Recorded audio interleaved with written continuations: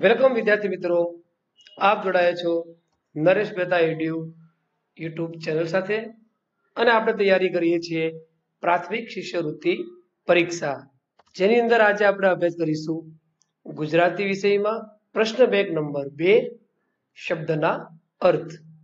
વિદ્યાર્થી મિત્રો, આપ નવા હો તો ચેનલને સબસ્ક્રાઇબ કરશો, જેથી નવો વિડીયો આપના સુધી સહેલાઈથી પહોંચાડી શકાય.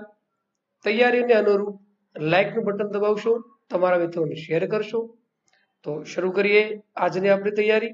અને હા, એ તમારે યાદ રાખવાનું છે, દરરોજ પરીક્ષાની તૈયારીની સાથે સાથે ઓનલાઈન ટેસ્ટ લેવામાં આવે છે અને આ ટેસ્ટની લિંક વિડીયોના ડિસ્ક્રિપ્શનમાં જોવા મળશે. તો એ ટેસ્ટ તમારે આપવાની છે અને ટેસ્ટ તમે એકથી વધુ વખત આપી શકશો. તો શરૂ કરીએ તૈયારી.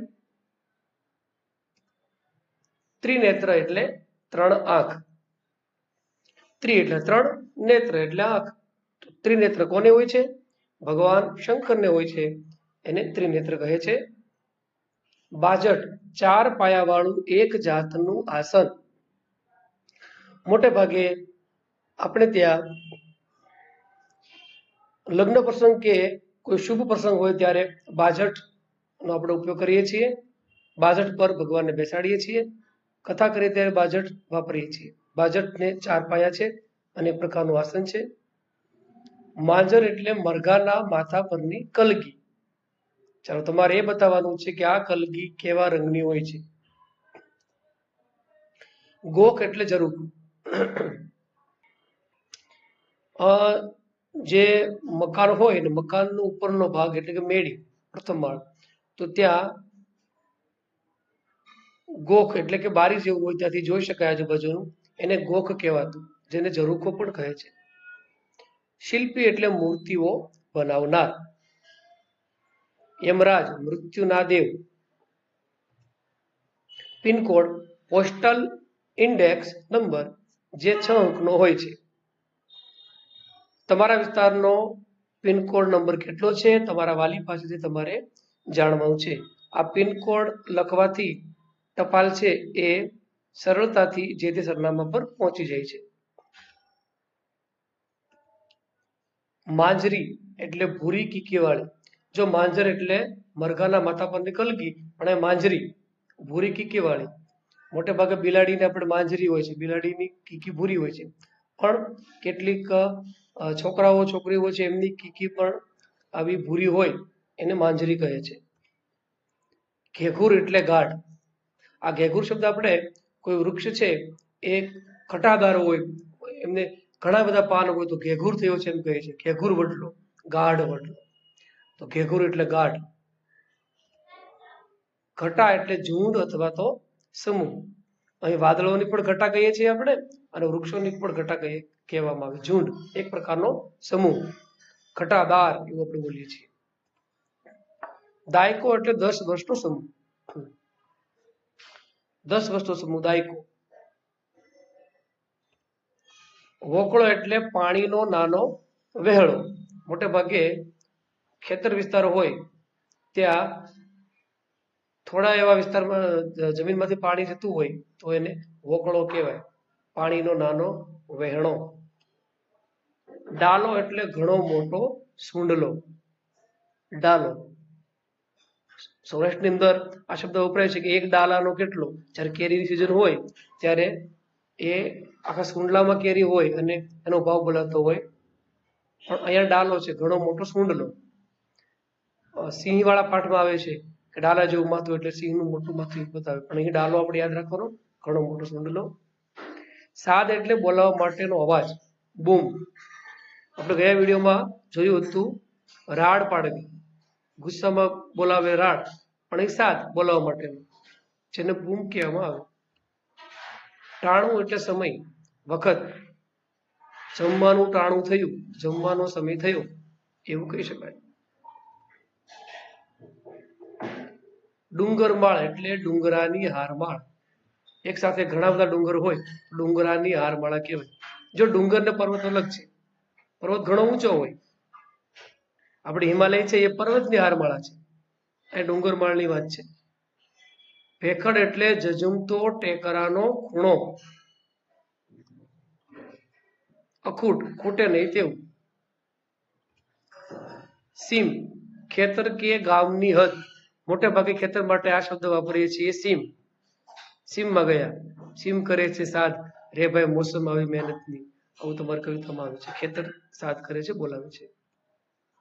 ધરતીના ધાવણ એટલે ભૂગર્ભ જળ, ભૂગર્ભ જળ એટલે જમીનમાં રહેલું પાણી, જેને કુવા અને બોર દ્વારા પાઇપથી જમીનમાંથી આપણે બહાર કાઢીએ છીએ. કુવામાં જે બનાવીએ છીએ, બોર બનાવીએ છીએ, એમાં જે પાણી છે એ પાણીને ભૂગર્ભ જળ કહેવાય. ધોરિયો એટલે પાણીની નીક, ખેતરમાં કુવામાંથી પાક સુધી પાણી લઈ જવા માટે ધોરિયો બનાવવામાં આવે, એને પાણીની નીક કહેવાય. પાકટ એટલે મોટી ઉંમરનું, વયસ્ક, પુખ્ત, દાદા દાદી વધારે આપણે પાકટ કહીએ છીએ, પાકટ. ગડમથલ એટલે મહેનત, ગડમથલ મહેનત.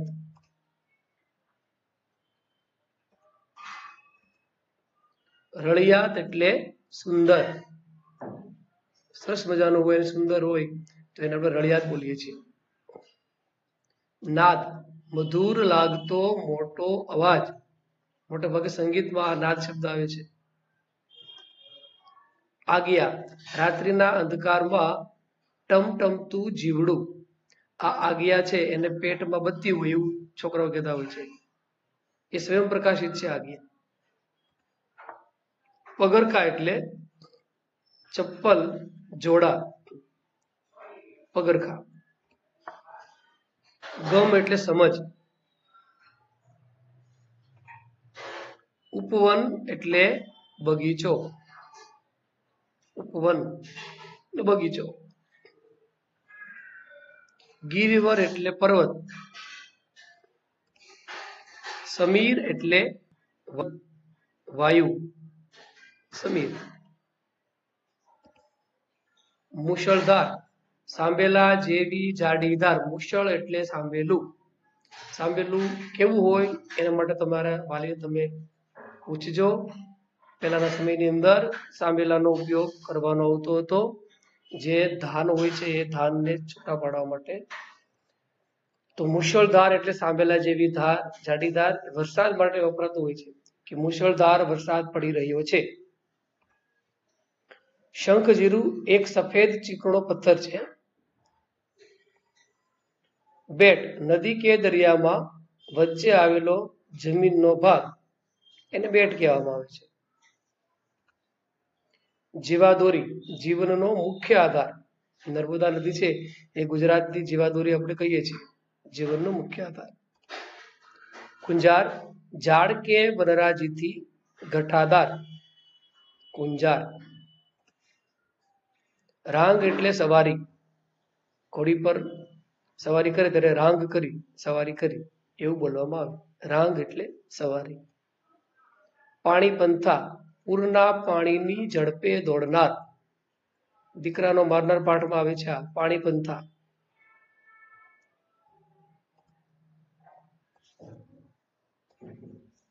ટાપ એટલે ફોજ, ખેસ ખંભે નાખવાનું વસ્ત્ર.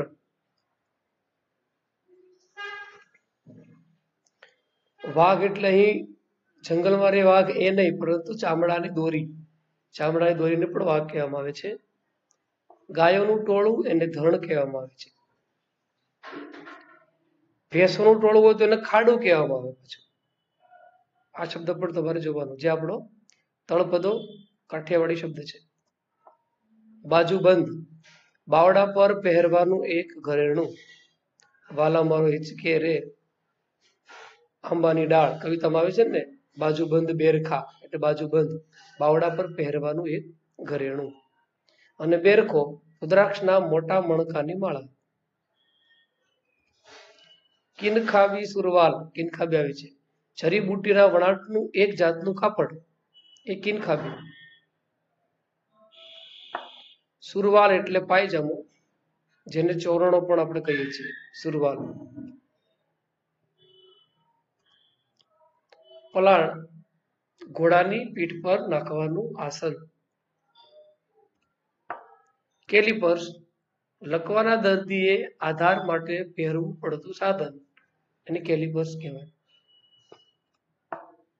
ઓલિમ્પિક, દર 4 વર્ષે યોજાતો વિશ્વ રમતોત્સવ, જેમાં વિશ્વના દરેક દેશના ખેલાડીઓ ભાગ લે છે. ઓલિમ્પિક.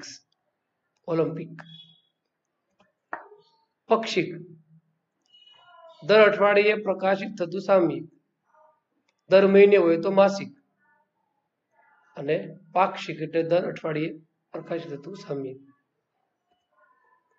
ઘેરિયો, હોળી ખેલવા નીકળેલો માણસ. ધાણી, શેકવાથી ફૂટેલા અનાજના દાણા, મોટે ભાગે મકાઈની ધાણી બનાવવામાં આવે છે, જેને પોપકોર્ન કહે છે. તમે એ ધાણી ખાધી હશે. તો વિદ્યાર્થી મિત્રો, આ હતી આપણી આજની